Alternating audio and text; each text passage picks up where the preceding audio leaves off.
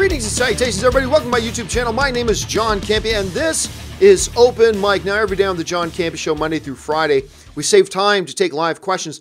But here on Open Mic, that's all we do. It's just all open forum, kind of like a call-in radio talk show. It's just nobody calls in, and it's not radio, so whatever. But we are here just to take questions and talk about our favorite things in the world, movies and movie news, some television, a little bit of sports whatsoever. Now, before I get started, let me talk a little bit about sports for a second. Last night was the first UFC fights on ESPN+. Fox has moved over, UFC has moved over to ESPN now. It was a good card. It was a real good card. Donald Cowboy Cerrone, man, that dude's good. Man, that dude is fun to watch fight. But I got to talk about just for a second. Don't worry, for those of you who don't like sports at all, don't worry. I'm only going to talk about this for a second. But the big main event, champion Henry Cejudo versus champion TJ Dillashaw. And everybody said Henry couldn't beat Demetrius Johnson. Demetrius Johnson is the greatest martial artist of all time. Henry Cejudo beat him. Then everybody's saying he can't beat TJ Dillashaw. He can't beat TJ Dillashaw. What did Henry Cejudo do? Olympic gold medalist wrestler. What did he do? He knocked him the F out in 32 seconds. 32 seconds. And then I listened to TJ cry. He didn't beat me. They took it from... No. You got beat, TJ. He smashed your face and your head looked like a bobble doll. And then even when the fight was stopped and you're trying to get to your feet, you were still wobbling. The referee saved you a whole bunch of punishment. Cejudo beat you. You're beat. And now they're talking about maybe fighting again at 125 for Henry Cejudo's 125-pound belt. TJ had a shot at Henry's belt. Now Henry should get a shot at TJ's belt at 135. That's what should happen next. But anyway, it was a great night of fights. Really, I didn't think Stephen A. Smith fit in well with the UFC broadcast, but whatever. Okay, I promise you guys I would not talk too much about sports, so I won't. But well done, Henry Cejudo. That's a damn likable guy. Just a little engine that everybody said couldn't, but he could. And he's won 2 fights in a row against absolute legends. He beat Demetrius Johnson, something nobody said would ever happen. And then he beat champion TJ Dillashaw. What a streak. This guy's got to rank up there on the pound for pound. He's got to rank up there on the pound for pound rankings. Anyway, enough of that. Let's get on to some movie and TV stuff and your live questions. So let's go over here. What do we got in here today? All right. We're going to start things off with Zelda Ninja, who writes, I loved Bohemian Rhapsody. It's a near perfect movie in my opinion. I loved it too. I remember coming out of the movie because I went to go see it opening day. And so there were already a bunch of reviews and the reviews were basically positive, but there was a lot of negative reviews. And I remember I came out of the theater after watching Bohemian Rhapsody, and the first thing I tweeted was, I don't know what everybody's talking about. I thought Bohemian Rhapsody was great. Now, I don't think it is a near-perfect movie. It has its issues. But I thought it was great, and I thoroughly enjoyed it. Senpaigar writes, just watched Black Panther yesterday. I liked the film, but wasn't in the majority of people that thought it was great. I think Black Panther is great. I think it's great. I don't think it deserves a Best Picture of the Year nomination, though. I mean, Black Panther isn't even the best comic book movie of the year. Some would argue it's not even the second best comic book movie of the year. Spider-Man Into the Spider-Verse is better. And there will be those who argue that Avengers Infinity War would be better. As a matter of fact, I did a poll on my Twitter just asking, hey, what was the best comic book movie of the year? Now, at the time, Spider-Man Into the Spider-Verse hadn't come out yet, so that wasn't on the list of options. But I said, what was the best comic book movie of the year so far? Over 80% said Avengers Infinity War. Only about 13% said Black Panther. And then a couple of the remaining movies had the other percentage. There's a lot of people who would argue that Black Panther isn't even the second best comic book movie of the year, let alone one of the 10 best movies of the year. I loved Black Panther. If you saw my review of it, I gushed over it. I love this movie. I think it's great. Do I think it's one of the top 9 or 10 best films of the year? No. It's not, like I said, it's not even the best comic book movie of the year. And it may not even be the second best comic book movie of the year, depending on who you ask. So anyway, but yeah, I love it. I love it. I just don't love it as much as some other people. But I think it's great. It's definitely a huge thumbs up for me. A big win for Marvel. All right. Daryl Bess Wadley writes, over under 35% Far From Home takes place before Endgame. 0. Well, you know what? I won't say 0%. Maybe a 2% chance. It's possible. It is possible, but highly unlikely. And we've gone over the last few days. Kevin Feige has said it takes place after Endgame. Amy Pascal says it takes place after Endgame.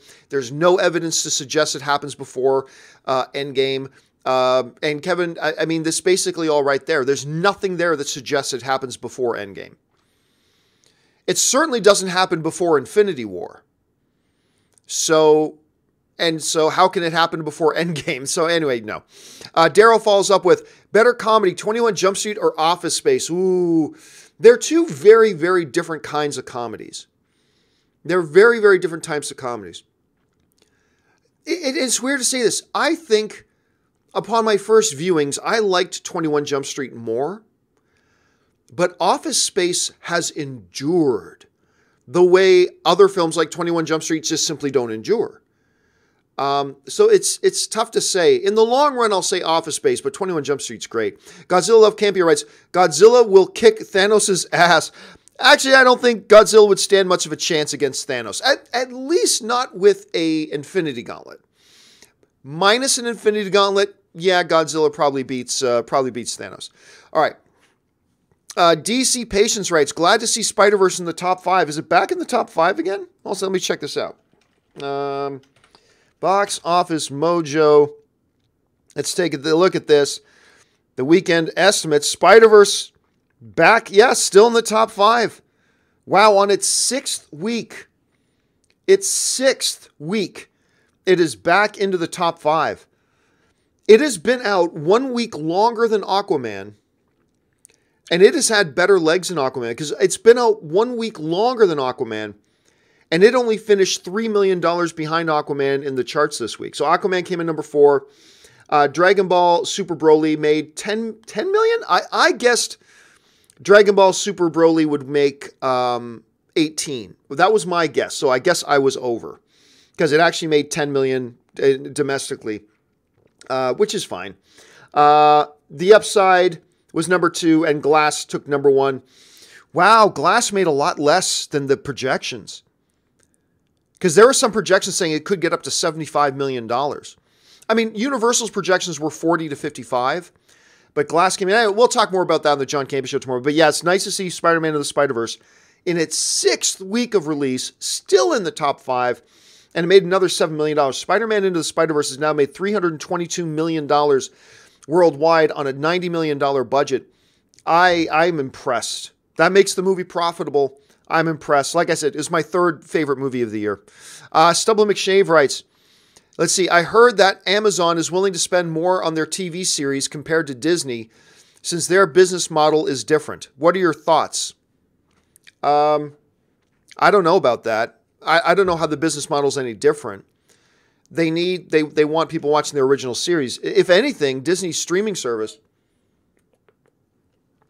there's an even bigger importance for them to do well. So I'm not sure if that's true. I'm certainly not convinced of that by hearing the announcements. They're making a Mandalorian show, Disney is. They're making a Vision and Scarlet Witch show. They're making a Loki show. They're making a Winter Soldier and Falcon show. I don't see any evidence that that's the case, so I don't know. I'll have to wait and see. Pool of Dead writes, Wolf of Wall Street is my favorite movie. 3 hours goes by as quick. Scorsese is a master. Is he on your Mount Rushmore of directors? I would guess yes. Now, like a lot of people's, my Mount Rushmore sometimes changes depending on my day and my train of thought. But Spielberg's up there. I think Scorsese's up there. I think you put Hitchcock up there. Probably Hitchcock. Maybe. Where am I going? Stanley Kubrick probably goes up there. But yeah, I feel pretty good saying that I think Scorsese belongs up there. I feel pretty good about that. Let's see.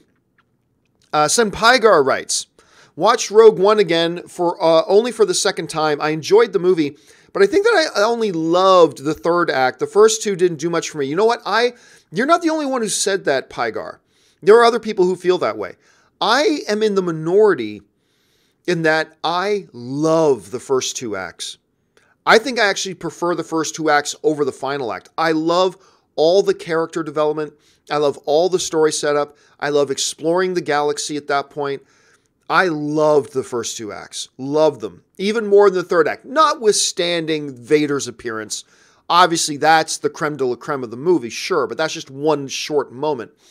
Overall, me personally, I like, but again, Senpai Gar, you're not alone in that. I know a lot of people that really find the third act to be their favorite part of the movie, but for me, it might actually be the first two acts.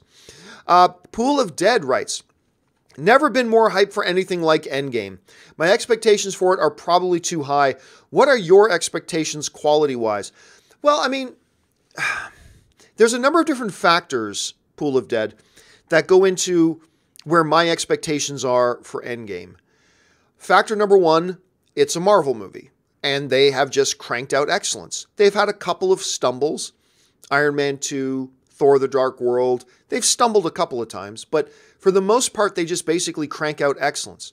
You got Kevin Feige, who's steering the ship, and you've got the Russo brothers directing this one, and the films they've directed so far in the MCU have been great.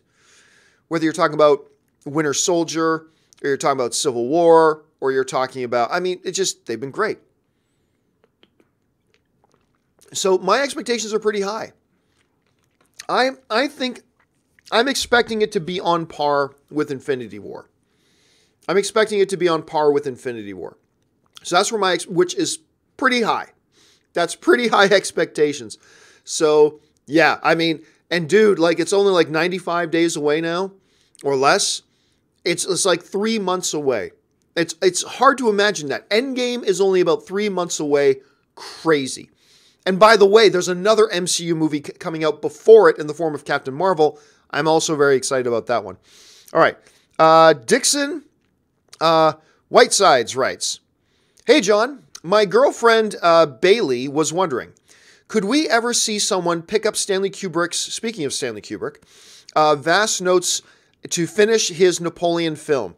She loves history, and it breaks her heart that the film never got made. Okay, so the Napoleon movie, for those of you who don't know, Kubrick's Napoleon project is stuff of Hollywood legend. Okay, so he really wanted to make this film on Napoleon. He did deep research, watched a lot of films on it, read a lot of history on it, and he wanted to make this film. And he started writing, he even started scouting locations. He was going to film it in France and Romania and all this kind of stuff. He was studying it. He even wrote to his financiers. He said, this is going to be the greatest movie ever made. That's what Stanley Kubrick said about his Napoleon film. However, Napoleon, Kubrick started having some doubts about it. Things weren't coming together. There was another film that was kind of revolved around the Napoleon era that didn't do well at the box office. The budget was spiraling out of control. And then eventually the studios and everything just backed off from it. They just thought it was too risky and would cost too much, and they couldn't make back its money and blah, blah, blah. And they may have been right. They may have been right. But it's a movie so when you have a movie that one of the greatest directors of all time, Stanley Kubrick, said, this is going to be the greatest movie of all time,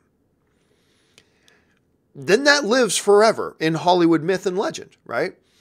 Now, interestingly, a few years ago, Steven Spielberg, who is, of course, a big fan of Stanley Kubrick and has worked on Stanley Kubrick material before, Steven Spielberg said that he was going to turn Kubrick's notes of Napoleon into a television series for HBO. And HBO said, yep, we're developing this television series. But that was a couple of years ago, and then nothing ever happened. Steven Spielberg got really busy with a whole ton of other stuff, and it just never came to pass. Why it just never came to pass? Not really sure. So I don't know that that's ever going to happen. Making a historical biopic, that something was going to be so expensive, well, it'll be challenging. May happen someday, though. May happen someday. Let's just keep our fingers crossed. But yeah, the legend of Kubrick's Napoleon. There it is. Ben Rayner writes, Replicas down 81%. Flop much? Yeah. So where is Replicas? Yeah. So Replicas opened at number 12 at the box office. I think it made $2 million. On its second weekend, it made, hold on to your hats, $450,000. The Keanu Reeves Replicas, in its second week, takes an 81.1% drop makes only $450,000 on its second week. That's gotta hurt. That's gotta hurt. Now, I'm sure replicas didn't cost $70 million to make, but right now they've made about $3 million at the box office. I'm sure whoever financed this movie is taking a massive bath right now. That's unfortunate. Ben Hayusa writes, I think my weekend is going to end up great. Watched Punisher Season 2 last night and watching my Saints beat the Rams later today. Saints have been impressive. Well, yeah, but so have the Rams, my friend. You know what's funny? We've got the best Final Four in the NFL right now. The Final Four are the four best teams, and they are the four teams that deserve to be there. And I would love to see any one of them win the Super Bowl. Obviously, the Patriots are my number one pick. I, of course, want them to win more than anything else. Let Tom Brady get his sixth ring so that he can snap half of existence out of existence with his sixth ring on his hand. So that's obviously number one. But the Chiefs, who doesn't want to see Andy Reid win a ring? Andy Reid deserves to win a ring, so I'd love to see him get it. Rams, what an exciting brand of football they play. They play such a fun, exciting, entertaining brand of football. Gotta love these guys, and they're in Los Angeles, and I'm in Los Angeles, so I'd love to see them win their Super Bowl. Drew Brees? Come on. He'll go down in history as one of the most underappreciated quarterbacks of all time because he's in the same era as a Tom Brady, and he was in the same era as a Peyton Manning, and he's in the same era as an Aaron Rodgers, and he's always overlooked. But he's like breaking all the records. Who wouldn't love to see Drew Brees get a second ring? So it's just a glorious day to be an NFL fan because I would love to see any one of these four teams win the Super Bowl. Clearly, I'm cheering for my Patriots, but who I've been following ever since the Bill Parcells era. But even if they don't, I'd love to see Andy Reid get a ring. Love to see the Rams, LA hometown win the title. I'd love to see Drew Brees get one.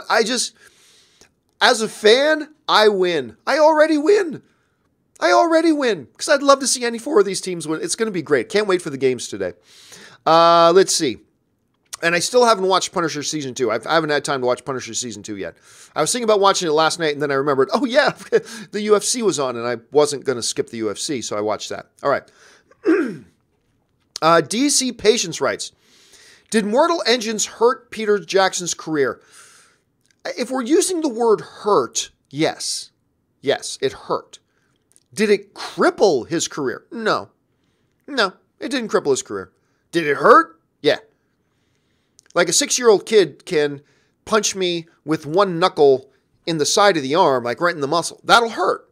Does it damage? Does it like cripple me? Does it incapacitate me? Does it end my day? No, but it hurt. And that's what Mortal Engines was to Peter Jackson. It hurt. I mean, you just can't get around. You do a movie that is so bad and financially just flops. Of course it hurts. Yeah, absolutely hurts. But it doesn't cripple his career. He ain't done, but it hurt. KW Garrett writes, Green Book won the PGA award, so cue the Twitter meltdown. I don't get the hate. So what if the movie didn't solve racism? By the way, Black Klansman was my favorite of 2018. Black Klansman was actually my second favorite movie of the year. For me, it's A Quiet Place, Black Klansman, Spider-Man Into the Spider-Verse, A Star is Born, and Green Book. Green Book's in my top 5. By the way, the PGA is not the only one giving them awards. The National Board of Review gave Green Book the Best Picture of the Year award. It's in the conversation. Now, again, it's my number 5, but it's an amazing movie. It's just an amazing movie. Maybe it doesn't make all the political points that some people want it to make. Whatever. It's a movie. And it's brilliant. And it hits you. And it's inspiring. And it's wonderful. And a lot of people are recognizing that. The National Board of Review named it Best Picture of the Year. The PGA basically gave it top honors. And it's going to get lots of Academy Award nominations. I'll tell you right now, it's going to get at least 3 of the major ones. It's going to get a Best Picture nomination. It's going to get a Best Actor nomination for Viggo Mortensen. It's going to get a Best Supporting Actor nomination for Mahershala Ali, who is awesome in it. Yeah, it is what it is. Now, it's not my best film of the year, but I have no problem. Look, honestly, if Green Book goes into the Academy Awards and wins, I have no issue with it. I would give it to Black Klansman or to A Quiet Place or to Spider-Man in the Spider-Verse, or to A Star Is Born over it. But it's so good, I have no issues if they give it that. So we'll have to kind of wait and see how it turns out. All right. Ike Moore writes, over under 50% Bill Murray will be in the 2020 Ghostbusters. That is a great question. I'll tell you what, Ike, that is the question. Will Bill Murray be in this thing? You know, if he made an appearance in the 2016 Ghostbusters, I gotta believe he'll at least make an appearance in this one. And it's being kept in the family. It's Jason Reitman, man. It's Ivan Reitman, the guy who directed the original Ghostbusters. It's Ivan Reitman's son, who is an amazing Academy-level director in his own right. Maybe even better than his dad. I'll take the slight over, but not necessarily in a starring role. It just at least appears in it. I'll take the slightly over 50%. I'm Upset writes, thoughts on Cop Out? It's pretty awful. It's just pretty awful. Kevin Smith tells some great stories about trying to work with Bruce Willis on that movie, by the way. But yes, Cop Out is pretty awful. Devontae Brown writes, very surprised that Leslie Jones is... Oh, dude. I'm not just surprised. As a fan of Leslie Jones, I am incredibly disappointed. Anyway, I'll keep reading your comment here. Very surprised at Leslie Jones' comment on the new Ghostbusters movie. Seems to be taking this a little too personally. You know what? I'm not going to go too much into it right now, Devontae, because we're going to talk about Leslie Jones' comments in depth on tomorrow's The John Campea Show with me and Robert. But for those of you who don't know, Leslie Jones, who of course was one of the stars of the 2016 Ghostbusters. I like the 2016 Ghostbusters. I had issues with it. It ain't perfect. It ain't as good as the originals, but it was pretty funny. I thought it was pretty funny. Now, it did get a lot of racist and, anti-women comments and blah, blah. Like, it got the abuse that Leslie Jones took online. I'm sure a lot of you guys did too. Like, read all the tweets that people sent her, the racism, the chauvinistic BS. I mean, it was disgusting. It's disgusting. But, so Leslie Jones puts out a tweet the other day, basically like really, really complaining about the fact that they're doing this new Ghostbusters. Say, what about us? Well, you just can't replace us? And it's like, Leslie, it's not your movie. You're an actor who was hired to appear in the movie. It's not your movie. Ghostbusters doesn't belong to you. And I don't know if you kept up on the news, Leslie, but your movie flopped. It flopped. And it lost the studio a lot of money. Of course they're going to go in a different direction. Now, I would have been fine with, especially if you saw A Simple Favor that Paul Feig just directed. A Simple Favor was my big surprise movie of the year. I love A Simple Favor. Paul Feig did a great job with that. If they announced that they were making a sequel to the 2016 Ghostbusters, I would be okay with that. I'd be okay with that. But they're doing the smart thing. That movie flopped. Okay, it flopped. Ghostbusters is too valuable of an IP to just not do anything with. So let's go back to the original story and try something different. That's what you do. And I'm a fan of Leslie Jones. I think that woman is hilarious. But on this issue, she needs, as an actor, not as a woman, not as anything else, as an actor, you need to know your place and shut up. You're an actor. You need to know your place as an actor and shut up. This isn't your property. This doesn't belong to you. Your movie itself was a reboot.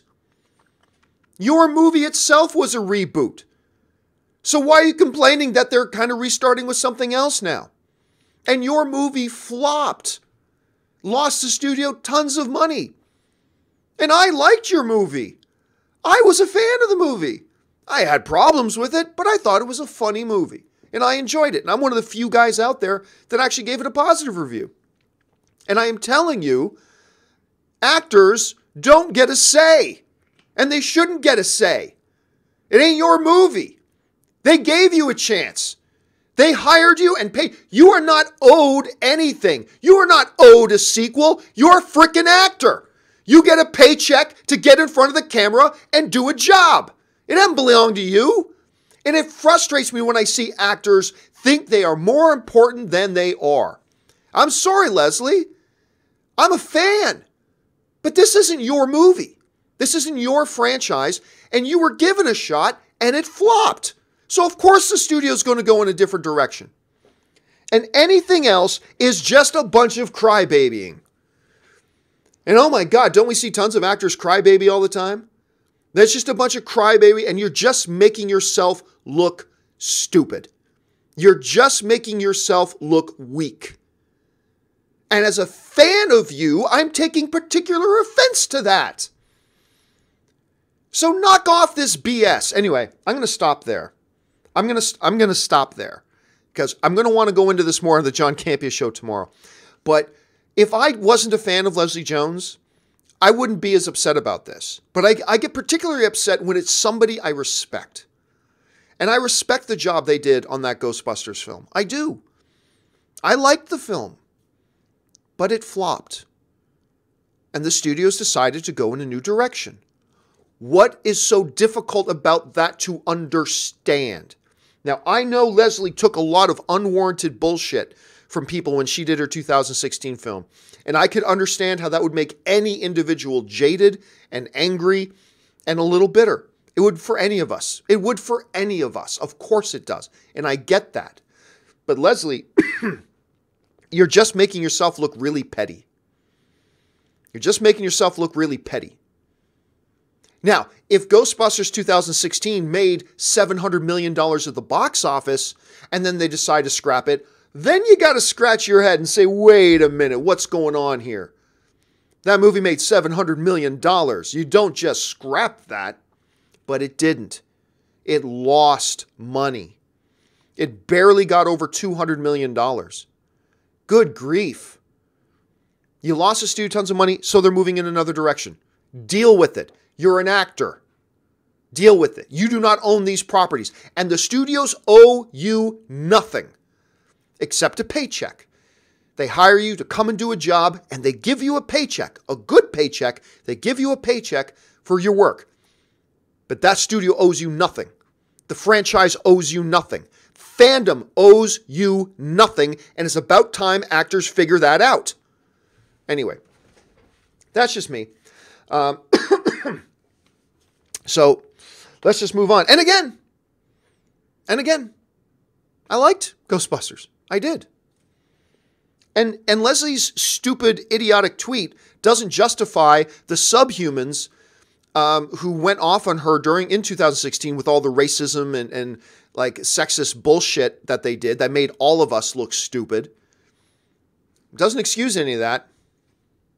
But that also doesn't excuse this entitlement, this sense of you owe me something. Anyway, I got to stop. I want to talk about this on the John Campea show tomorrow, so I need to stop. But anyway, I'm very disappointed, Devontae. I'm very disappointed in Leslie's tweet. I really am. Super disappointed because I'm a fan of hers. And that's, it's disappointing. Anyway, Sen Pygar writes, was replaying Knights of the Old Republic 1. The opening crawl was great. The story and characters are amazing. Just curious why you said in the past that the movie adaptation wouldn't work. I think for the most part I said like Force Unleashed wouldn't work.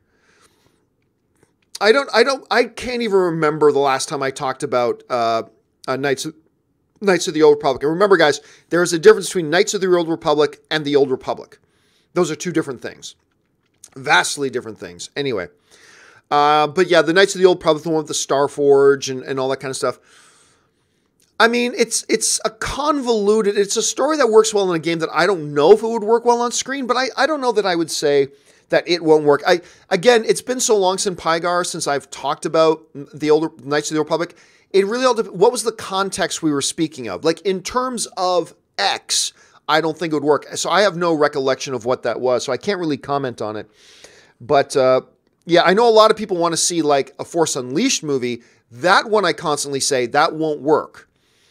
One of the main reasons is it completely is against all canon now in Star Wars. It violates all canon. So you can't do a Force Unleashed. But anyway, yeah, that's just kind of my thoughts on that, Simpygar.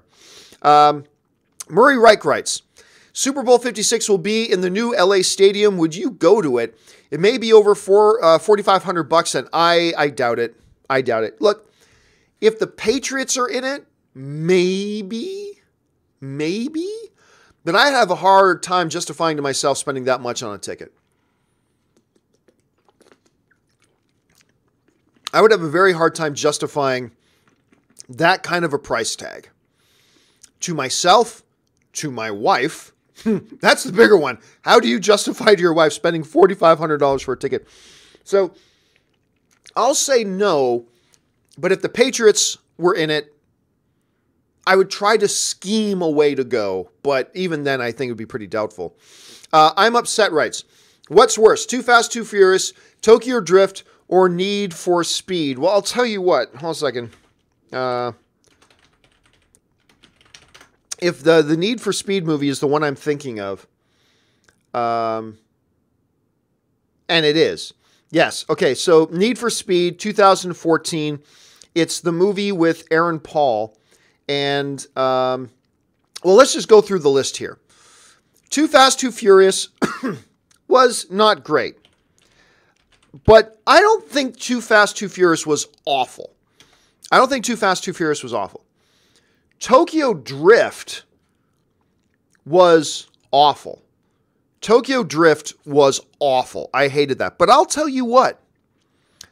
I actually like Need for Speed. I like Need for Speed. And I had the opportunity to meet with Kid Cudi and Aaron Paul. I'll just bring this up here. That's me with Kid Cudi and Aaron Paul. They came into my studio. This is back in the storage closet days to talk about the movie. And I'll tell you what, I had fun with it. I had fun with Need for Speed. I did. I didn't, frickin' love the movie or anything, but I thought it was okay. I liked the movie. It certainly had some upside. And they did some ridiculous car stunts with absolutely no visual effects, no CGI whatsoever. Some really incredible car stunts. And I remember the director, I think his name was Nick Waugh, if I'm remembering correctly. Let me look that up here. No, Scott Waugh. It was Scott Waugh. I remember talking to Scott Waugh about it, and that was the part that I was amazed with the most, because they do some gnarly stuff with cars. And I thought for sure some of it was CGI, but nope, they just did all practical stuff with the cars. I thought it was pretty interesting. So, yeah, worst out of that bunch to me is Tokyo Drift. Let's see. DC Patience writes, rewatched Infinity War for the 6th time. Finally forgave Star-Lord since his pain seemed so primal. The anguish on his face said it all. He was hurting. I've said this before, DC, but I will say it again. The people who bag on Star-Lord because he became irrational at that moment. Clearly the smart thing is not to break Thanos out of his trance, but he just found out that Thanos killed the woman he's in love with. Right? How come nobody talks about how stupid and irrational Iron Man was in Civil War? Right? To me, there is no difference between what Star-Lord did in Infinity War and what Iron Man did. Like when he sees the footage that it was Bucky who killed his parents. Like Cap steps in and goes, it wasn't him. Like he was being controlled. He was brainwashed. It's not his fault. And had Tony been rational and thought about it, he'd go, oh yeah, like it's actually not his fault. He's not the one responsible for this. That he was forced to do it against his will. But he wasn't. He just found out that his parents, who died decades ago, his parents died at this guy's hand. Boom, nope, logic and rationale go out the window, and he attacks Bucky and tries to kill Bucky. Okay, and I was okay with that too.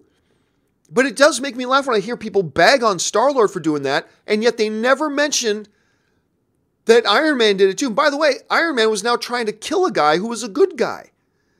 Where Star-Lord's trying to punch the face of Thanos, something everybody else wanted to do. So, yeah, that was just kind of my thing. Anyway, Jared Vester writes, saw Glass. Had some major flaws, but overall I liked it. Does this ruin Shyamalan's name again? Or do you think you're still interested in his next movie? I don't think Glass is as bad as his other films. See, here's the thing, Jared. I mentioned this on yesterday's open mic. I think this is a bad movie. I do think Glass is a bad movie. But I don't think it's a car wreck. I don't think it sucks. I just think it's bad. It is nowhere near as bad as The Happening. Nowhere near as bad as The Last Airbender. Nowhere near as bad as Lady in the Water. It's nowhere near as bad as that. The other thing is, I'm still looking forward to M. Night's The Shamhammer's next movie. I'm still looking forward to his next movie. Because while this one was bad, out of his last 3 films, he's 2 for 3. Okay, Glass was bad, fine. The Visit was good. Split was good. Okay, and now he made one that wasn't so good. All right, fine. I'm still looking forward to the Hammer's next one. The return of the Hammer is nigh, my friends.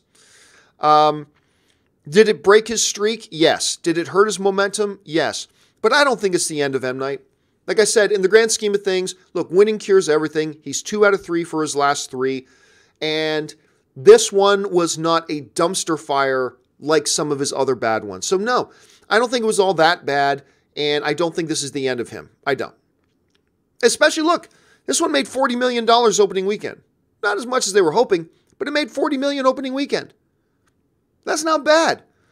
For a movie that, by the way, I believe cost $1.75 to make. Maybe $3. No, $20 million. $20 million it cost them to make Glass. They made 40 opening weekend. This movie's going to be profitable. It's going to make money. And there are people that like it. I didn't, but there are people who like it. So no, this isn't, you're right, Jared, this is not the same scenario as Last Airbender. This is not the same scenario as Lady in the Water. This is not the same scenario as The Happening. This is not the same scenario as After Earth. This is different. It's one that just didn't quite work. And it disappointed me, but it's not a dumpster fire. And there are people who like it, and it's going to make money, and he's 2 for 3.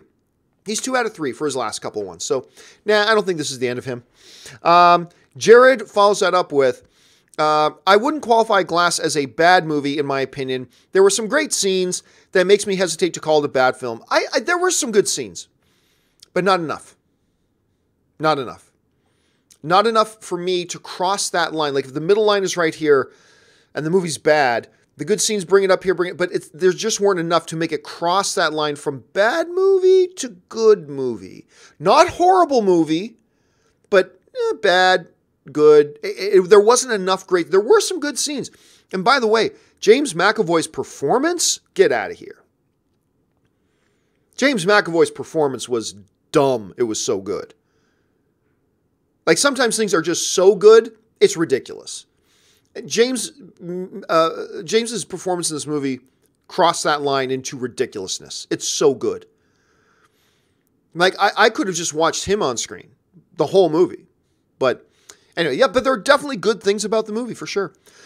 All right. Mantu Vatten writes, I started watching Seinfeld. It's great. So funny. I'm so glad. One of the great things about talking about shows like The Office or Seinfeld or Battlestar Galactica or Spartacus or whatever is then hearing from you guys who go, hey man, I started watching this. I love hearing that. It's great because Seinfeld is arguably the greatest sitcom of all time. To me, it's a three-way fight. It's Seinfeld, it's The Office, it's Parks and Rec. That's the three-way fight to me, but it's definitely one of the greatest of all time, and I'm glad you're enjoying it.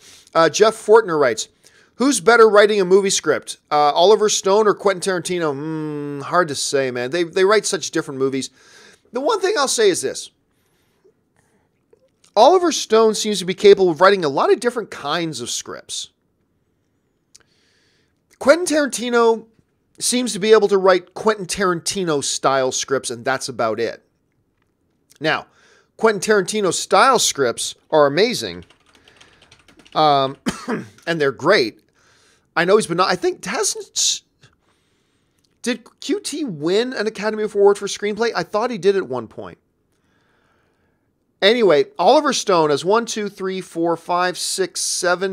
Academy Award nominations. He was nominated for Best Writing for Nixon, Best Writing for Born on the 4th of July, Best Writing for Platoon, Best Writing for Salvador, and Best Writing for Midnight Express. He's got 5 nominations for Best Writing. He's won a couple of awards. He won Best Director for Born on the 4th of July. He won Best Director for Platoon. Platoon is so good. Now, when we go to Quentin Tarantino, I believe he's won at least one writing award. Yes, he won Best Screenplay for Pulp Fiction, and he won Best Screenplay for Django Unchained. So both of them have won 2 Academy Awards for screenwriting. It's tough. That's a tough call, man. Woo, that's a tough call. I will lean towards Quentin Tarantino. But if you ask me again 2 weeks from now, I might lean towards Oliver Stone. I mean, they're both exceptional. Very different writers, but they're both exceptional. Warren Lucas writes, 2018 was the year of Brolin, Blunt, or other. I will go Blunt. Because Blunt was the lead in, I think, the best movie of the year, which was A Quiet Place. She's the lead in that, and she's the lead in Mary Poppins, and getting a lot of awards buzz. Now, I didn't like Mary Poppins Returns. I didn't like it. But much like I didn't like Glass, but thought James McAvoy was stupid good in it, I didn't like Mary Poppins, but Emily Blunt is stupid good in it. Josh Brolin, I don't know that you can make it his year. He's a supporting character in Deadpool. He was a supporting character in Day of the Soldado, which I did not think was good at all. I thought that was a bad movie, to be honest with you. And he was CGI motion capture in Infinity War. Emily Blunt, the definitive lead of 2 films. Brolin, who I love Brolin, but more of a supporting presence in many ways. So I will go Blunt. Marie Seifring writes, have you heard about the fun Chris Hemsworth and The Rock are having on Twitter? The Rock proposed a Thor Fast and Furious crossover and said Thor hits the floor. In reply, jump down to Marie's next thing, Hemsworth suggested a Dirty Dancing remake with him as Patrick Stewart's character and The Rock as Jennifer Garner's character. Chris even included a pic of him lifting The Rock up in that famous pose. The Rock was in a tutu. Yes, and then The Rock, by the way, followed up and says, you're such an asshole, but fine, I'm in. This could be fun. Let's get dirty and all this kind of stuff, right? It is pretty funny. The response that Hemsworth sent back with that picture, though, was gold. That response is great. I know it's most of the time it's very contrived. I know that times these sorts of things happen and they're just set up to look fun, but they're really predetermined and scripted. But I get a big kick when I see some of my favorite celebrities going back and forth at each other on Twitter in a fun way, right? That's why I get a huge kick out of seeing Hugh Jackman and Ryan Reynolds going back and forth all the time. I get a big kick out of all that stuff. I always think it's fun and I always think it's funny. And it's just good to see that these types of guys have like a sense of humor about this stuff and can have a relationship outside of the regular sphere. And I get a kick out of it. I really do. I really do. Now, clearly, Thor would kill Hobbs. Clearly, Thor would kill Hobbs. And clearly, The Rock would clearly beat up Chris Hemsworth. Clearly. But still, whatever, it's great. And the visual response was dynamite, and I loved it, and I ate it up, and I thought it was wonderful. I want to see more stuff like that. I really do. Murray Reich writes, which is more disappointing to you, Predator or Glass? Predator. Because Glass, look, M. Night has his track record, right? And me and Robert talked about this on the John Campea show the other day. The fact of the matter is, I couldn't get my expectations too high because the fact of the matter is, this is still the director who gave us Last Airbender and The Happening and Lady in the Water and The Village and After Earth. And it's just difficult to get my expectations too high with that. I was still excited for it. I was still looking forward to it. But I couldn't get my expectations too high. Predator, I was totally on board with that. Amazing property. Shane Black is awesome. He's going to make this movie great. You watch. I was definitely more disappointed with Predator. And Predator was worse than Glass. I think Glass is better than Predator. So for all those reasons, I was more disappointed in Predator. All right. Sebastian writes, Aquaman 300, I think you mean 300 million plus. In 31 days, DC is Aquaman and Wonder Woman. I don't know that DC is Aquaman and Wonder Woman. I think a couple things played very well to Aquaman's favor. One was the 1-year hiatus, which I criticized at first. Later, I realized it was probably the best move they could have done. A tremendous marketing campaign. They did a fantastic job. Yeah. So we'll have to see where things go from here. It is definitely shaking up the landscape, though. ZMG Ruler writes, got Sunny in Philadelphia vibes from the new Shazam teaser. Yeah, new Shazam teaser dropped. I don't watch It's Always Sunny in Philadelphia, so I don't know. But I did like the teaser. And it was like a 1-minute long thing. It was short. It's just a short little thing. But I'm really glad to see a little bit more of Mark Strong in it. Nobody's talking about Mark Strong. Mark Strong is a stud, man. Mark Strong is great. I love him. When he's in movies, he brings a certain gravity to it. And I think he's going to be a highlight of Shazam. I really do. I think Mark Strong's going to be a highlight, and I'm really glad that the new teaser showed more of him. I'm Upset writes, over under 50% that Antonio Brown is released from the Steelers. Oh, I take the way over. I actually give it like an 85% chance he gets released from the Steelers. I do. That does make it 100% certainty. It's possible he stays. But right now, I'll say like 85%. Let's see. Sebastian writes, The Dark Knight 231 and Rise 147 days in release. Yes. However, Sebastian, don't forget, I keep reminding people of this. That was when comic book movies weren't the biggest genre in the movie world. So you got to keep that in consideration when trying to compare those types of numbers. Randall Guzik writes, just watched a new TV spot for Shazam. Oh man, it looks good. Can't wait for the trailer. Thanks for the fun. May the filthy be with you always. It does look fun. That trailer looks really fun. When a lot of people were complaining about Zach Levi's casting Shazam, I said, no, this could be the perfect casting for Shazam. I've loved the casting. I love the director they've got on board. When we saw the first trailer at Comic-Con, I said, yes, they have struck the right tone for a Shazam movie. This is the right tone. And I'm excited for it. And I can't wait to see what they do with it. Let's see. Guitar Dude 513 writes, if Endgame also features a lot of Thor, you almost can consider Ragnarok, Infinity War, and Endgame a Thor trilogy. I don't think so. Now, look, there is an argument to be made. The Russo brothers made my favorite observation that the Russo brothers made in the Infinity War commentary was, if Thor's axe had hit Thanos in the head instead of the chest, it would have fundamentally changed Infinity War from a Thanos movie to a Thor movie. Because really, that's really the two main people that the movie follow, is Thor and Thanos and their individual. The movie starts with them, then follows their loops away from each other, and then coming back together again at the end.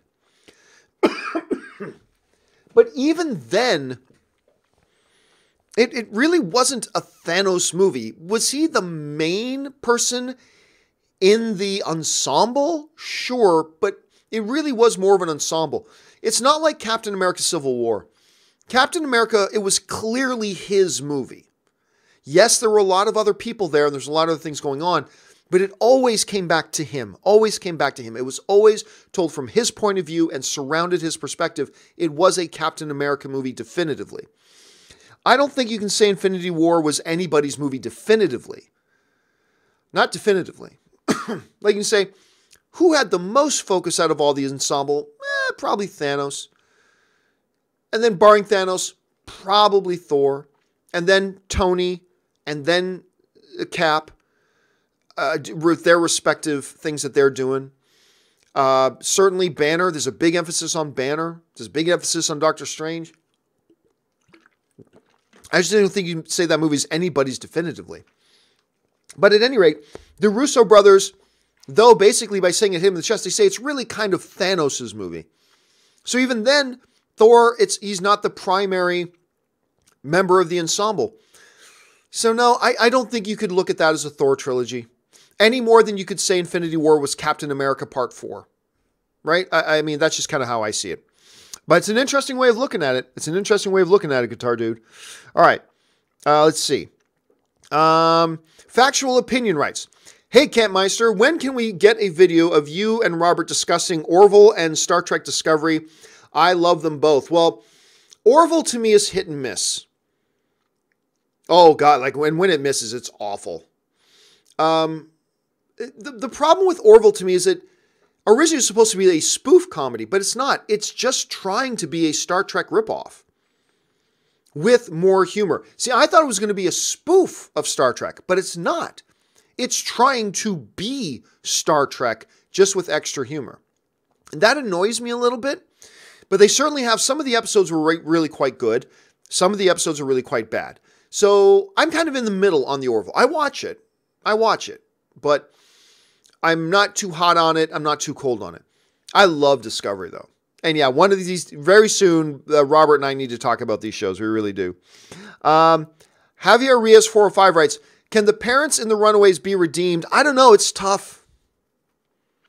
Look, you can make an argument that they were just, who was Nip Tuck's name again? Jonah? I think it was Jonah. Anyway, you can make the argument they were all just manipulated by Jonah, but really, they have done horrible things. Can they be redeemed? I don't know. It feels like they're trying to redeem them. Will they actually get there? Will they actually redeem these characters? It's a good question. I still have to watch the final episode. Ann and I still have to watch the final episode of this season, but I'm really enjoying this season so far. If you guys haven't gotten on the Runaways train, it's only on season 2. Go back and watch season 1. It's on Hulu. Watch season 1. I really enjoy this show. I think they've done a really good job with it. Ben Hughes writes, that new Shazam trailer looks awesome. Looks good so far. Can't wait to see the full thing. Cody Carroll writes, will Venom ever shoot webs or have Spider-Man abilities? I don't see how he would, since the suit never hosted with Peter and technically never will if the universe remains separate. They can do whatever they want, Cody. That's the great thing about the movie universe. They can do whatever they want. I mean, we already saw that Venom can climb walls, right? So Venom can climb walls. And it had nothing to do with Spider-Man. He can use his body as weapons in different ways. Shoot webs? I don't know, but he'll shoot something. You know, he'll probably shoot something. But I think at the end of the day, remember, most people don't know there was any connection between Venom and Spider-Man. Most people have no idea. Never heard of Venom. Most people haven't. The comic book people have, but a lot of people haven't. And that's why, like, when people were saying and screaming at me, Venom can never succeed without Spider-Man. This movie's going to flop, blah, blah, blah. Without Spider-Man, it cannot work. I kept telling people, you are way overestimating how many people have any sort of mental connection between Venom and Spider-Man. Most people don't. They're going to be able to go in there and make this movie and make it however they want, and most people are going to be totally fine with that. There will be a few people sulking in the corner going, I don't want Venom to be around without Spider-Man. Okay, yeah, there are going to be those people sulking in the corner. But for the most part, most people, they tragically overestimated how many and how much the average movie-going audience actually have an association between Venom and Spider-Man. And the fact is, most of them didn't. And we got a Venom movie, and it didn't have Spider-Man, and it worked and made big money. So they can do whatever they want to do. Like, I don't think we're going to see the Spider-Man emblem on Venom's chest, and we don't need to. I don't think we'll see him shoot literal webs, but we don't need to. The things that they want him to do, he already does. He can climb walls, he can do all that kind of other kind of stuff, but whatever. And they don't need an association with Spider-Man. So I don't think we're going to see him shoot webs or anything like that, but yeah, I don't think they're ever going to really draw any comparison or any lines between him and Spider-Man. At least not as long as Spider-Man and Peter Parker are over in the MCU. I don't think they will. But that's just my thought. Great question, Cody. All right. Bernard Gayton writes, my girlfriend Miranda has officially become my fiance. Congratulations, man. That's exciting stuff. Movie and the John Campea Show watching partner for life. Bring more words of wisdom and Rob's referrals. Well, it's good to know. Listen, my biggest advice for marriage, as somebody in marriage, that's the extent of my expertise. I'm in a marriage. That's the extent of my expertise. But as somebody in a marriage, this is not a cliche. It is the truth. Communicate, communicate, communicate, communicate, communicate. Don't play games. I mean, literally, play games, yes. But don't play head games with each other. Don't try to interpret each other. Have a very open, honest communication relationship where you are always saying what you mean and mean what you say. And I find that, the people I know in my life who've had the best marriages, that's always been the foundation for them. Is just communicate, communicate, communicate, communicate. And if you do that, you'll be well. And again, Bernard, seriously, congratulations to you and your fiance. And I wish you guys all the best. All right. Chad's Big Huge Geek Commentary writes, I'm in the minority, but Infinity War is the better event, but Black Panther is the better film. Also, go Chiefs today. Go Patriots, by the way. Oh man, I don't know how big of a minority you're in there, Chad. I think there are people out there that find Black Panther better, and I kind of go back and forth. I go back and forth a little bit as to which was the better film, Infinity War or Black Panther, because I think they're both great. So I go back and forth. And I think a lot of people are in that back and forth. Okay, yeah. I think the majority of people do think Infinity War is the better film. The majority of people, okay, yes, they obviously do. But I don't think we're so in the minority that it's inconceivable. You're probably going to see Black Panther undeservedly get a Best Picture nomination at the Academy Awards. It's probably going to happen. So clearly there are some people who feel differently. So don't you feel bad about that, my friend, and go Patriots. Although I would love to see Andy Reid get a ring. It'd be great to see Andy Reid get a ring. He deserves one. Cody Carroll writes, leaving Oklahoma now to go see the Patriots win. Go enjoy yourself. I got to spend some time in Kansas City because when I worked with AMC, AMC's head office is in Kansas. It's in Leawood, Kansas. And I would fly out there every once in a while to go do stuff at the head offices there. And love that city, man. I really got to really appreciate the city. And I started, first of all, I started following the Chiefs a bit because Andy Reid went there. So I'm a guy who follows coaches more than players. But at any rate, that's how I became a Patriots fan. Was when Bill Parcells went to the Patriots. It's like, ooh, he's like the greatest coach of all time. I'm going to start following the Patriots. And I've been following them ever since. But yeah, enjoy yourself, man. I'm sure those weren't cheap tickets. Bundle up. Stay warm, Cody. Mike Hill writes, some of the people are telling me DC made Supergirl stronger in the comics than Superman because of sun absorption. Can't be true. It really all depends on what you read. There are things that you read where Superman, like there's this one infamous fight where they're kind of tussling and Supergirl gets in a shot on Superman and he goes down, but then Superman gets up and just knocks her the F out. And then there are iterations where they write things a little bit different. Thing is this. Superman's been on Earth a lot longer. He's been absorbing the radiation of the yellow sun a lot longer. He should clearly, therefore, be stronger and more experienced and more battle-tested and more. Can you point to instances in the comic book where they at least infer that maybe Supergirl has more physical strength? There are times, but there are times that they've done the opposite. To me, it's still a matter of respect. Superman is the granddaddy of all superhero characters. He is the granddaddy of all superheroes. And the way that Supergirl show disrespected him is crazy. Never mind. I still don't get likes. Oops, sorry. We had to jump. Where are we going here? Okay. Never mind. I still don't get likes, writes. Do you remember where you were when 9/11 happened? I was in elementary class when they showed it on TV. Sad day. As a matter of fact, never mind. Still don't get likes. I share this every year. Every year I put this picture up. I was in an airport getting ready to fly from Saskatoon, Saskatchewan, Canada to Toronto for a visit home. I was actually on my way back for a funeral.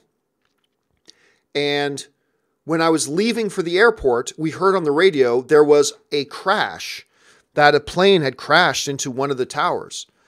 It's like, oh my gosh, how terrible. And then we drove to the airport. And when we got to the airport, everybody at the airport was standing around the TVs because the second plane had just hit. And it was clear, this ain't an accident. It ain't a crash.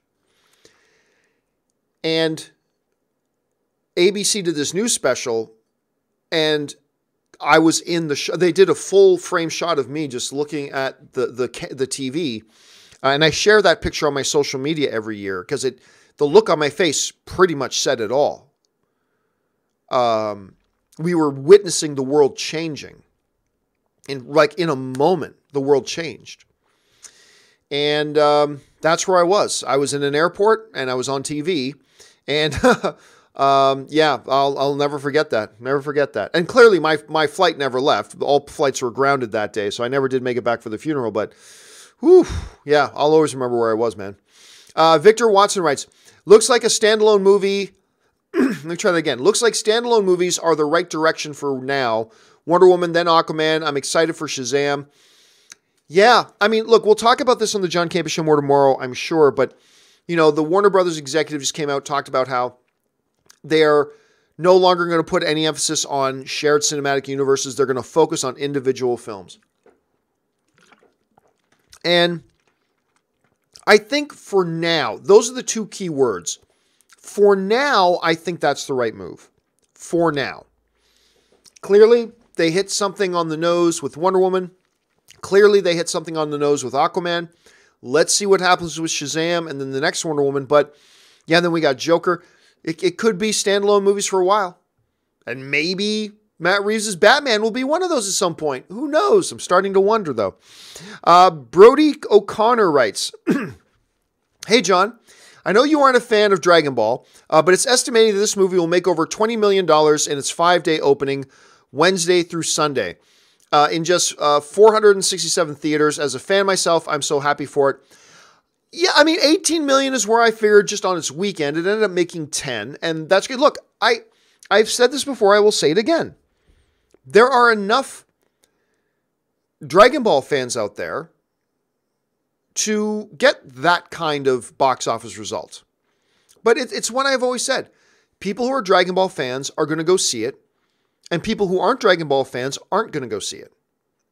So to me, that guarantees a certain amount of box office that you can expect it to make, but it also limits it incredibly for how much it can make. But like I said, I'm not a Dragon Ball fan, but I love that this stuff is there for my friends who are, because I got a lot of friends who are Dragon Ball fans. And I love that they get to get this content that makes them happy and they can have some fun with, and that's great. So I hope every bit of success for it. I hope every bit of success for it. All right. Dimsum05 writes, have you ever had an ingrown toenail? Thankfully, no. I just had mine removed and it hurts like a mother. I feel like such a baby when people ask me what's going on. I though had a friend who had an ingrown toenail. And it's crazy. Just a tiny little thing, but it can completely cripple you. Completely debilitate you. And render you useless. I just remember how much it hurt my friend. So I can't even imagine. Thankfully, I've never had that. I hope I never do. But yeah, man, Dimsum, from what I've heard and understand, it ain't no fun. So I'm sorry you had to go through that.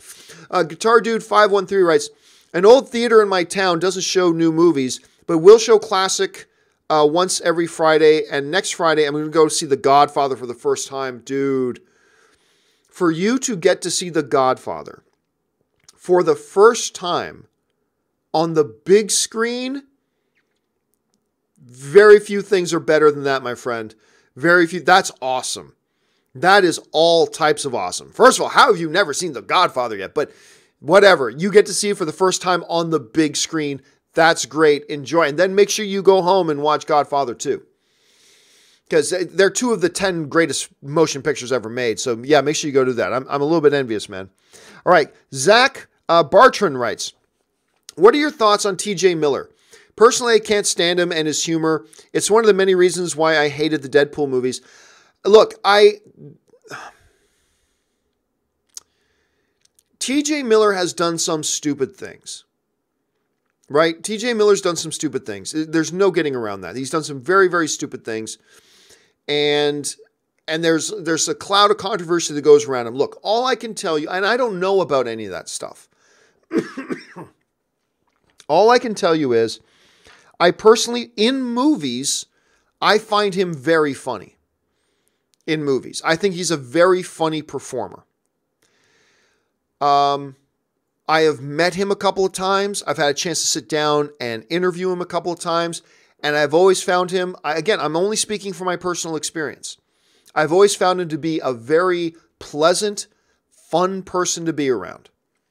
At both times I interviewed him, he made it fun. He made it fun. And that's all I can say. I can't speak to any of the other stuff.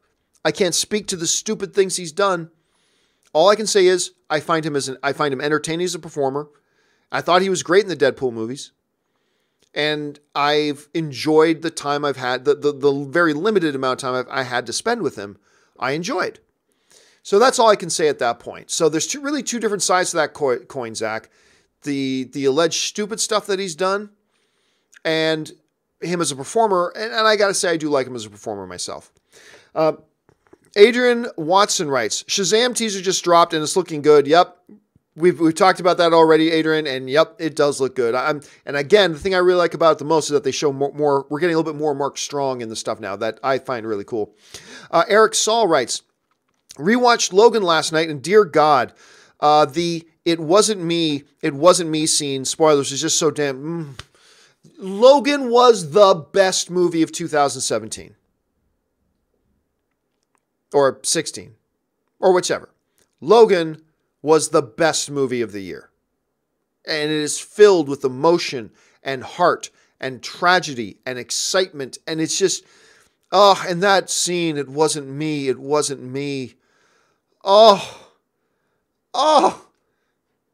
just wrecks you.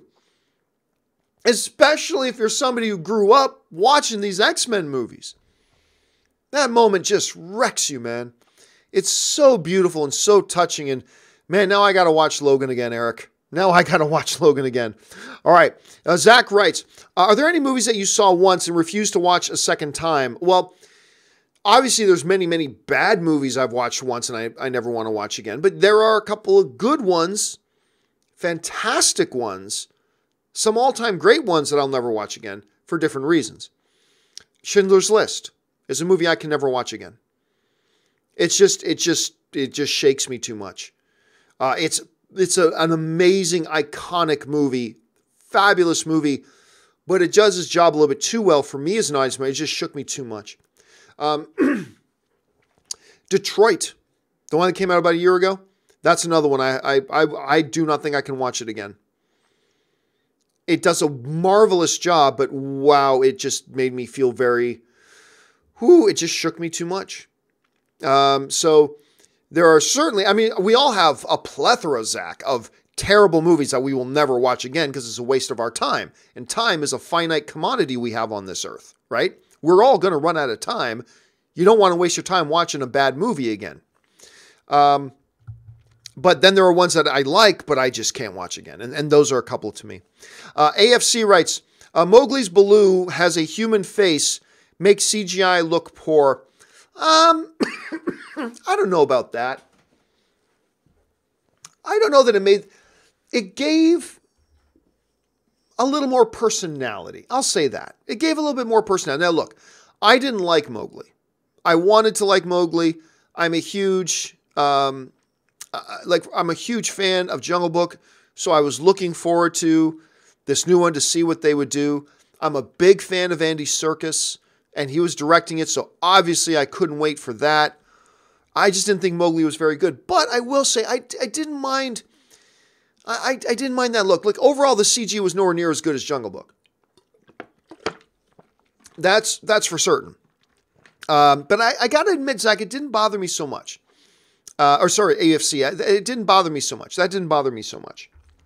Stella McShave writes, over under 5% Asgard is restored by actions taken in Endgame. I will go over 5%. I think Asgard is back after Endgame.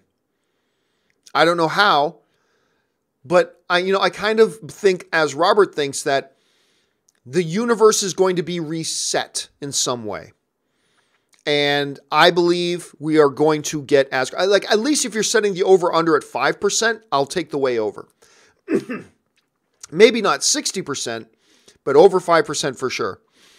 Victor Watson writes, "Hey John, do you see the director confirms Uncharted is close to being started by Sean Levy and Tom Holland is still on board and finally have a good script? As far as I know, Sean Levy is no longer directing it." We were just talking about this the other day. Unless they changed something around. Dan Trachtenberg is directing the film. And Dan is the guy who directed 10 Cloverfield Lane. But let me look up. Maybe I missed something. Because I believe, the last news, Sean Levy left it. So unless I'm missing something, I mean, Tom Holland is still on board and everything like that. But yeah, Sean Levy's done. Sean Levy's no longer a part of that. And I should hope they're getting close to filming. I hope they start shooting this thing soon. Now, I know a lot of people are going, Tom Holland's too young to play Nate. Remember, they're going to base this movie off of, I think, some of the flashback stuff that we got in A Thief's End. And they're going to base it on that. And then, here's the thing. By having a Tom Holland play Nate, you've got one guy who can play this role for the next 10, 15 years. And Tom Holland is a great little actor. And by the way, so you can't have a teenager play Nate. Well, the fact of the matter is, while he plays a teenager in Spider-Man, Tom Holland's 22 years old. He's a grown-ass man. He's 22. So, there you go. But anyway, Victor, I'm looking forward to this. Now, maybe it'll suck and maybe it'll be bad. And I was looking forward to Sean Levy directing it. But Dan did a great job with 10 Cloverfield Lane. So I'm all for that.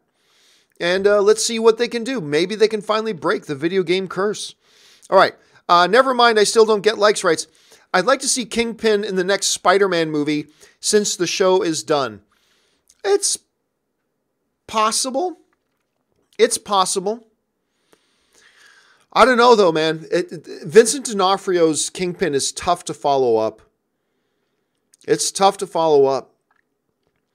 If I'm a producer, I have a little bit of a worry that no matter who I get as Kingpin and no matter what I do with my Kingpin, that people are just going to compare it to Vincent D'Onofrio's Kingpin, and that ain't going to compare very favorably.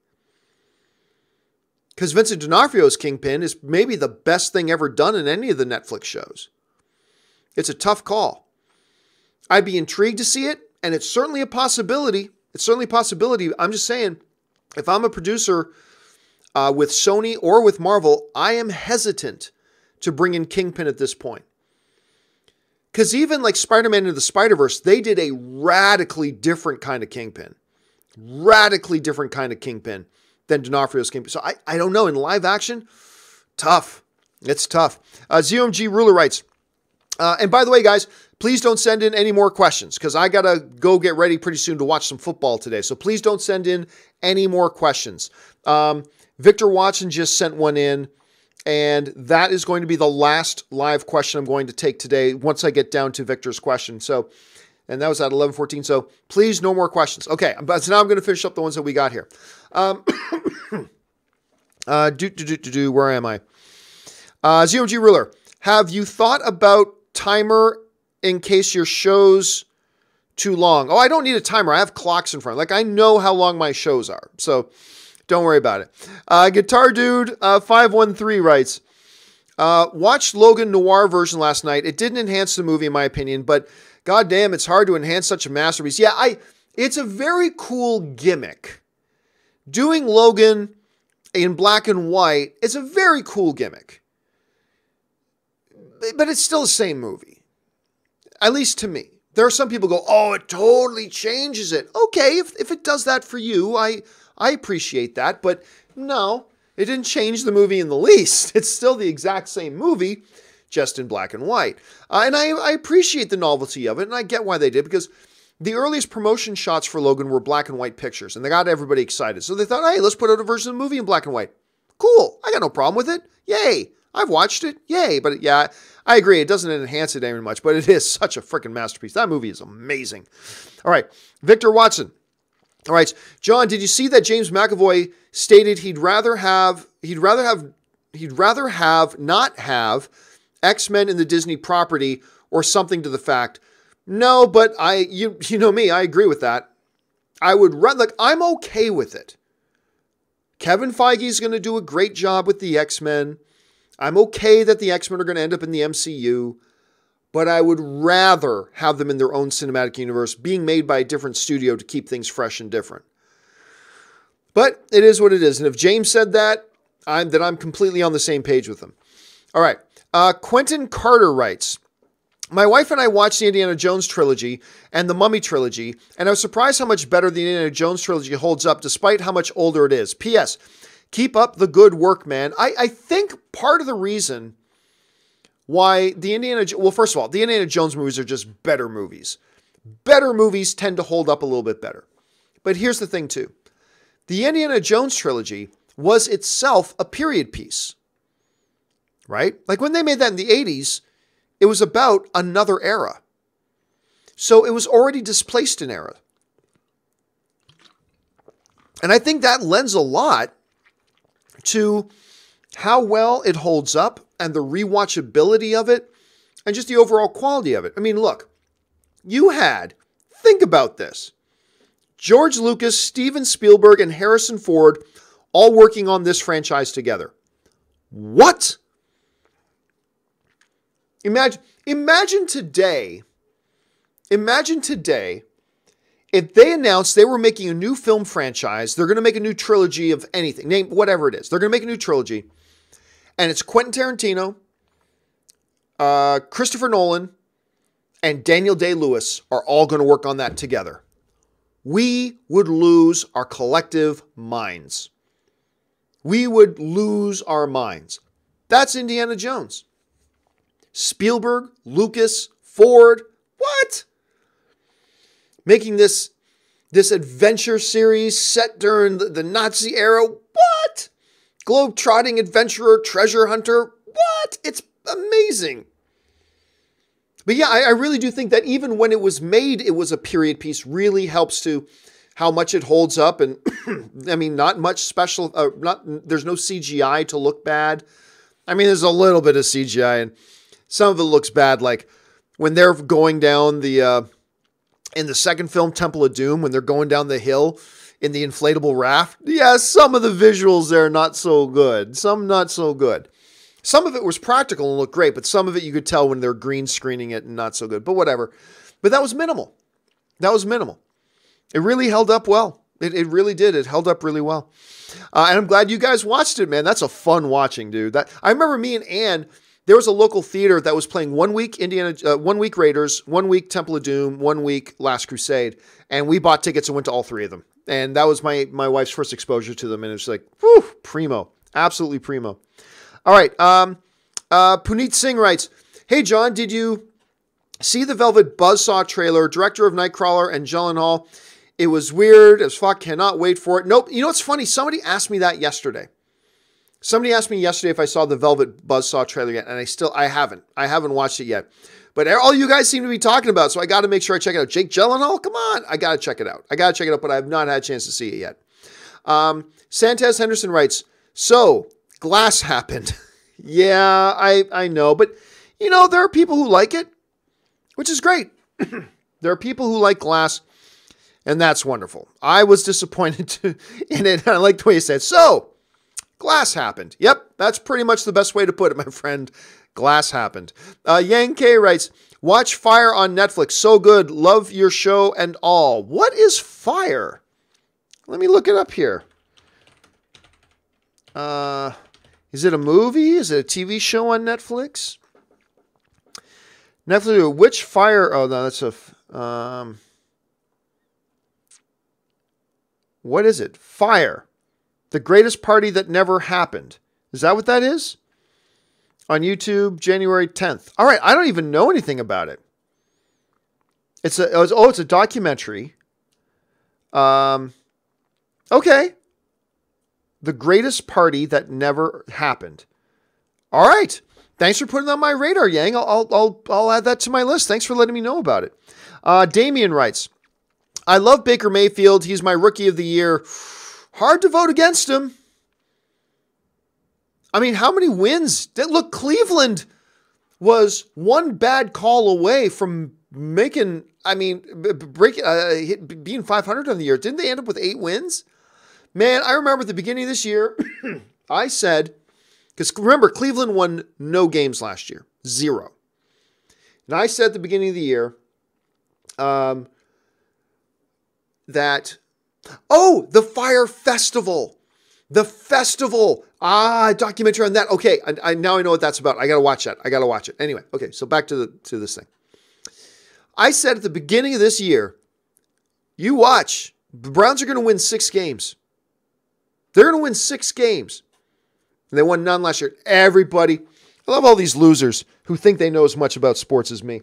And I'm sure there are many who do, but I'm just saying, like, just think because my main job is I talk about movies. I don't know anything about sports. I keep saying, kid, please, child. Anyway, and I said at the beginning of the year, well, you watch, Browns are going to win 6. And so many people, stick to movies, John. You don't know nothing about football. Kid, I know a lot more about football than you ever will. But anyway, stick to, you don't know, blah, blah, blah, blah. I think they end up winning 8 or something like that. Good on them. And Mayfield was a spark plug. Now, this is a kid that needs to mature a lot. He's got a lot of maturing he needs to do. Like, I'm sorry, what kind of stupid idiot gets up at a press conference after winning and goes, I woke up this morning feeling dangerous. Oh, dude, you just sound like a douchebag now. He's got a lot of maturing to do, but oh my God, the kid can play. The kid can play. And look, I'm not even saying the Browns make the playoffs next year, but they're going to be competitive.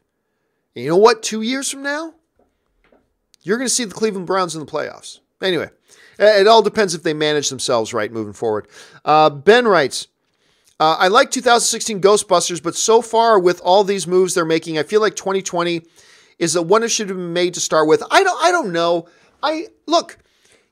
You can never second guess after a result. I mean, it's the easiest thing in the world to second guess after a result. I liked the gamble. I liked what they did.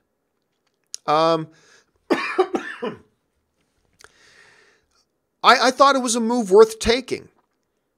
You know, sometimes in basketball, yeah, that was a good shot to take. It didn't go in. Okay, it didn't go in, but that doesn't mean it wasn't the right shot to take. It was still the smart shot to take. They took it. The results didn't work out. That's how I kind of feel about 2016's Ghostbusters. I think it was a good gamble. I do. I think there was a lot it had going for it, and it could have been better, but it didn't work.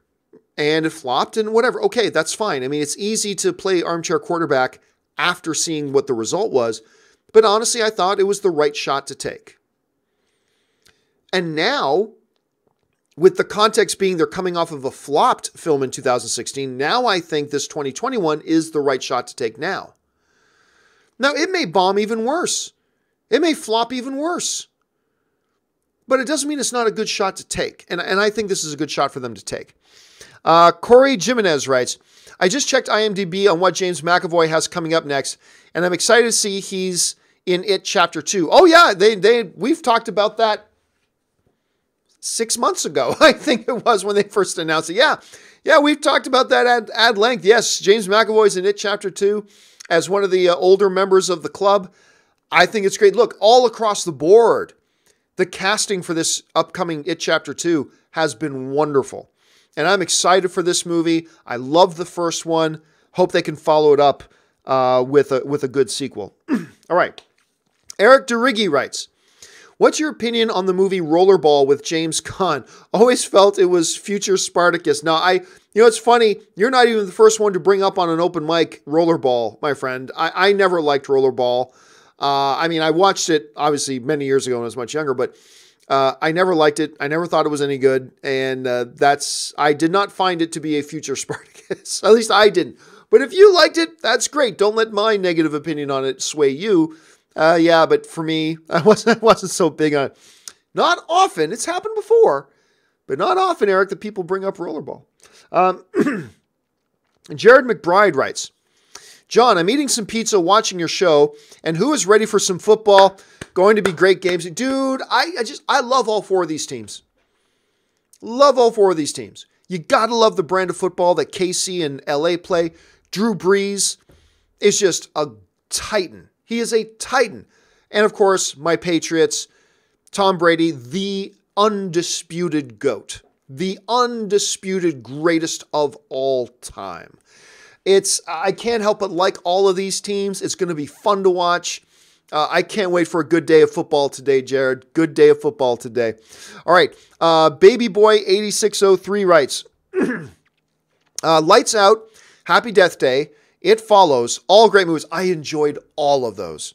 I enjoyed all those movies. Which do you think had the better concept? Thanks for all you do. I didn't even like Happy Death Day's concept.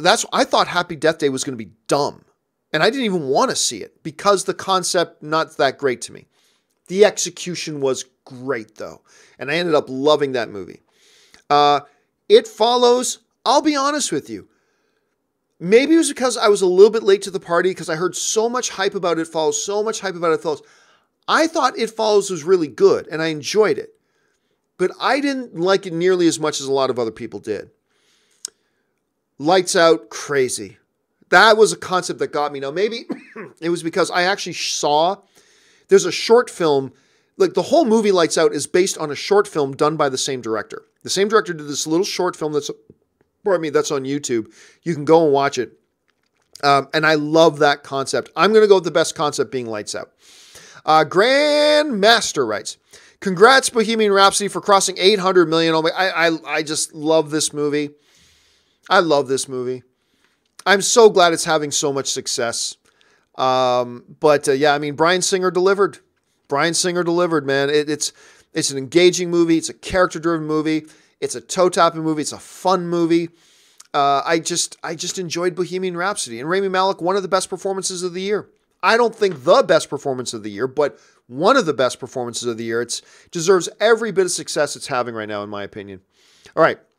Levi Road writes, really bad movies. Three Stooges, Jupiter Ascending. Oh, well, Jupiter, I still remember. Me, Dennis, and John Schnepp. We decided to do a double feature one day. We were at the AMC Burbank 16 theater, and we saw back-to-back Seventh Son and Jupiter Ascending. Worst back-to-back doubleheader I've ever seen. Jupiter Ascending is one of the worst movies I've ever seen in my life. It's beyond trash. It's just one of the worst movies ever made, in my opinion. I just hated that so much. Somebody named Anybody But the Patriots puts in $1. You know what I say, man? The conquered always hate the conquerors. And there's no greater conquerors. 1, 2, 3, 4, 5 rings, baby, on Tom Brady's immaculate hand. Maybe 6. But we'll have to wait and see. But again, I love all these teams. We'll see what happens. I'm just looking forward to some good, fun, entertaining football. All right. Victor Watson writes, I think Glass will be fine. I see online people like it. Some don't. Reviews all over the place. Yeah, it'll be fine. It's not a fine movie. It's a bad movie. But some people like it, and that's great. Some critics liked it. That's great. It made $40 million opening weekend. Hey, for a $20 million budget movie, that's great. It'll be fine. It'll be fine. And again, this isn't going to cripple Shamhammer's comeback. In the grand scheme of things, he's still 2 out of 3 for his last 3. The Visit was good. Split was good. Glass, not so much. But that's okay. I'm still looking forward to the Shamhammer's next movie. I want to see what he does next. One little trip, okay, that's fine. You can recover. And this, like I said, this movie isn't nearly as bad as some of his other bad ones. Because some of his other bad ones are epically bad. Glass is not epically bad. It's not. It's just a bad movie, but lots of bad movies. Let's see. Corey Jimenez writes, thank you, John, for the comments on Leslie Jones. In my work, I see a huge trend with hiring younger generations that feel a sense of entitlement where things should be given to them, not having earned it. It's true. It's true. And I'm not going to go into details here, but Robert and I were talking about that in my car just the other day. that there seems to be this new generation of people coming up that do not believe they have to work for something. They believe everything should be handed to them. And I've experienced that. I'm not going to throw anybody under the bus, but I'll just say I've worked with some people that just expected like things should just be given to them. They're entitled. And then some would throw little pissy hissy fits when I didn't see it the same way. I wouldn't just give them things they wanted. But at any rate, I'm not going to go into that. But no, it's absolutely right. And and again, Corey, it bothers me more, and it intensifies my reaction when it's done by people I like. And I like Leslie Jones. I think she's a damn funny woman. I really do. I think her work is great, and I liked her in Ghostbusters. I did. But that does not excuse this type of entitled behavior, this little tantrum she's throwing online. It does not excuse that whatsoever. If anything, it just makes me even more disappointed in her. You are owed nothing except a paycheck for a job that you do. After that, you are owed squat, just like everybody else. But anyway, again, I will go more into that on the John Campea show tomorrow. I'll leave my more in-depth thoughts on that for tomorrow. All right. ZOMG Ruler writes, Freddie got F not your four. Oh, Freddie got fingered. No, Freddie Got Fingered is a travesty. Freddie Got Fingered is awful. Freddie Got Fingered is terrible. But there was never any potential for that movie to be anything but. No, Lady in the Water is not better. No way. I mean, look, it's all subjective, and if you feel that way, fine. I'm not going to try to change your mind. If that's what it is for you, that's what it is for you, and that's totally cool. But in my head, no way. Lady in the Water was an abomination. An absolute abomination. That movie is a textbook of how to do really stupid things with your movie. That's what Lady in the Water is to me. So no. No. And I know Tom Green. I mean, we would know each other immediately. Like, his studio was right across the hall from my studio. And so we would chat once in a while. Anyway, and look, yeah, Freddie Got Fingered was awful. Awful. But Lady in the Water is worse. If you're asking me, Lady in the Water is way worse. All right. Sala Handren writes, just went back and watched Marco Polo on Netflix again. Any idea why season 3 was canceled? And what do you think about the show? Never watched it. Don't know. My guess is, why did season 3 get canceled? Probably because not enough people were watching it. I mean, that's usually why shows get canceled. Usually. Not always. Daredevil, for example. Anyway. Since I never watched Marco Polo, so I can't comment on that, unfortunately, Sala. Rufino Salazar Jr. writes, thoughts on Planes, Trains, and Automobiles. What am I supposed? It's great! Those aren't pillows. It's great, classic Steve Martin, John Candy. It's wonderful. Those are my thoughts on Planes, Trains, and Automobiles. All right, Victor Watson writes, I'm really hoping Toni Collette gets an Oscar for her performance in Hereditary. Competition is tough, though, as far as Oscars are concerned. They are. Look, as long as she gets nominated, I'll be happy. She must get nominated. If Toni Collette doesn't get nominated, I'm going to have a problem. I'm okay if she doesn't win, because there is some very, very stiff competition. So I'm not going to complain if Toni Collette doesn't win, but she got to get nominated. She's got to get nominated. You have to nominate. She was stupid good in that movie. Chad's Big Huge Geek Commentary writes, over under 20%, Zemeckis caves and does Back to the Future 4/reboot. I'm going to take the under. I really don't think he nor anybody, I don't think the studio wants to redo Back to the Future right now either. I don't know that there's anybody that really wants it done other than some fans, but I don't think, I mean, ultimately it doesn't matter what Zemeckis wants, it's what does the studio want. That's really what matters, but I'll take the under 20%. Zelda Ninja, I love that name. Zelda Ninja writes, sorry, I had another jump here. Rewatched Hercules, 1997, very good movie.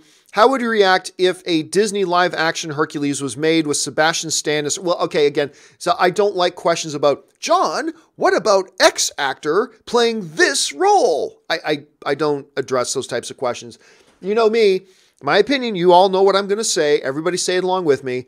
As long as it's a talented actor, I'm totally fine. Yeah, I don't know. They've just tried to do Hercules again. And it didn't have big box office. Let me just double check here. What did Dwayne Johnson's Hercules do? Because if Hercules with Dwayne Johnson, hold on a second, I misspelt it. Of course I did. Hercules. With the biggest movie star in the world. Okay, Dwayne Johnson, biggest movie star in the world.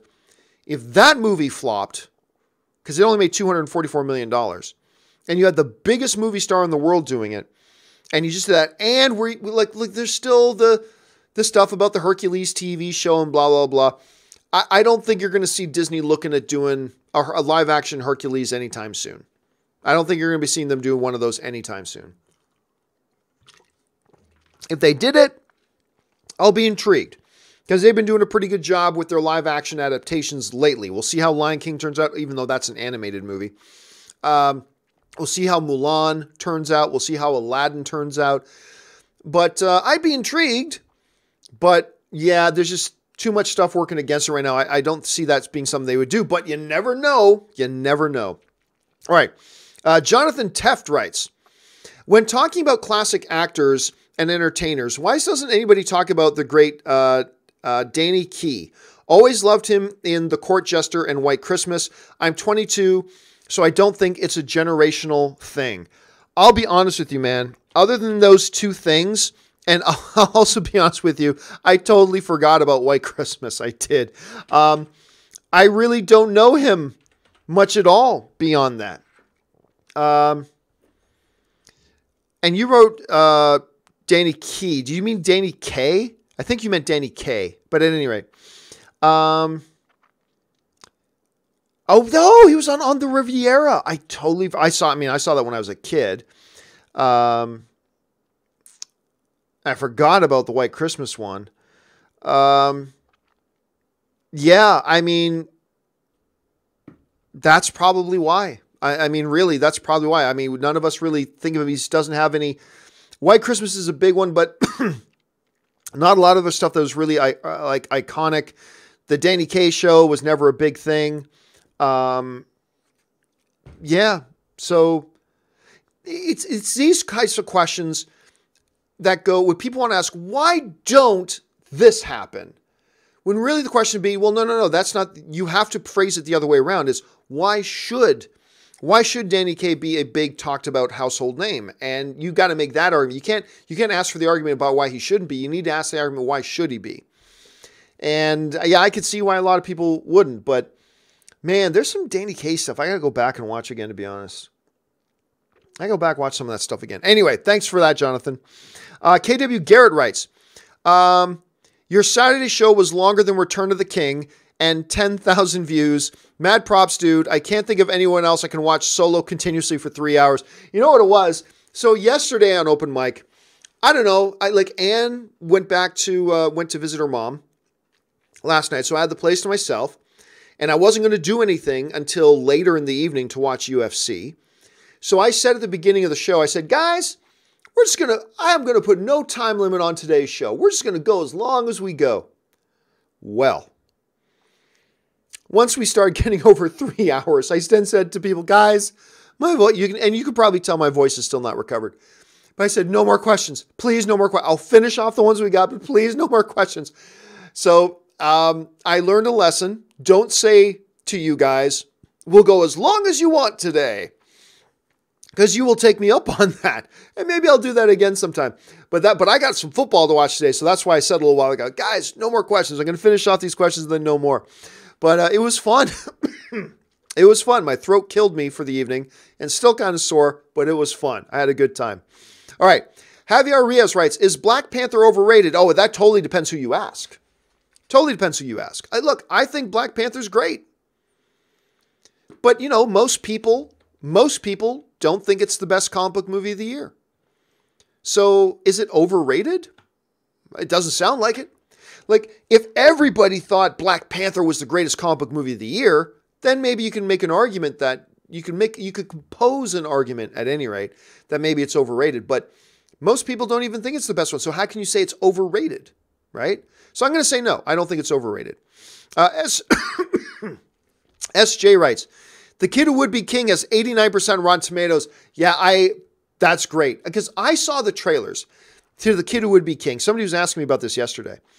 And I was like, I don't even know what to make of this. Like, I don't know if I think it looks good. And I don't know if I think it looks terrible. Like, I can't decide. But apparently people are liking it and enjoying it. So that's good. And, you know, you got the great Patrick Stewart in it as well. So here's hoping it turns out to be that good. All right. Victor Watson writes, Dang, John, open mic yesterday, 3 hours and 18 minutes. Surprised you have your voice today. I'm laboring a little bit. I'm not going to lie to you, Victor, I'm laboring a little bit. And heck, today's show is going to be an hour and 40. Today's show is going to be an hour and 40. And the final question today, and we'll wrap up today's session here, guys. Victor Watson writes, Saving Private Ryan is one of those movies that just gets to me, but so good. Yeah, Saving Private Ryan is wonderful. And I was real unpopular with people when I actually was okay. When I said I was okay, that I believe that was the year that Shakespeare in Love won Best Picture. And everybody's like, oh, that, you know, Saving Private Ryan got snubbed. Saving Private Ryan got snubbed. And I get that, and that's okay. But I actually thought Shakespeare in Love was remarkable. I thought Shakespeare in Love was remarkable. But Saving Private Ryan was nominated for Best Director, Steven Spielberg, Best Cinematography, Best Sound, Best Film Editing, Best Effects, Best Picture. It was nominated for Best Actor for Tom Hanks, Best Writing, Best Art Direction, Best Makeup, and Best Music. It won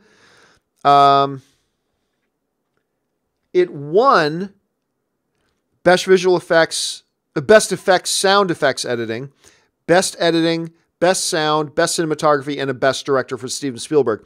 But it lost out that year.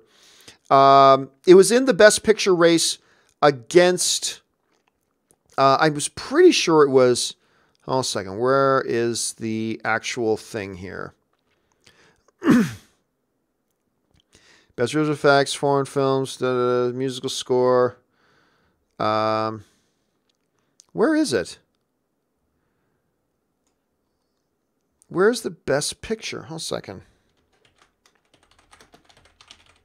Okay, the nominees for Best Picture that year were Saving Private Ryan, Life is Beautiful, one of my all-time favorite movies, Life is Beautiful. Oh, you will cry like a baby.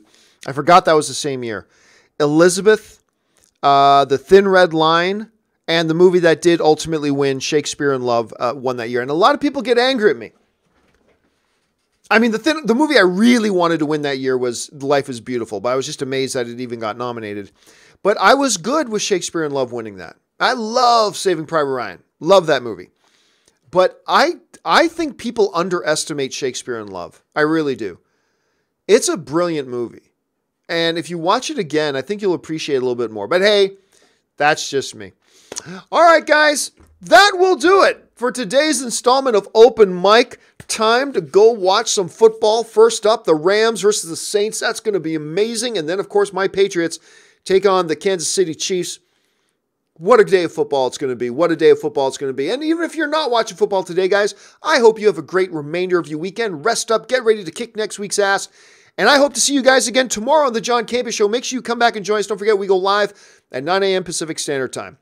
That'll do it for us, guys. Thanks a lot for being here. My name's John Campea. And until the next video, bye-bye.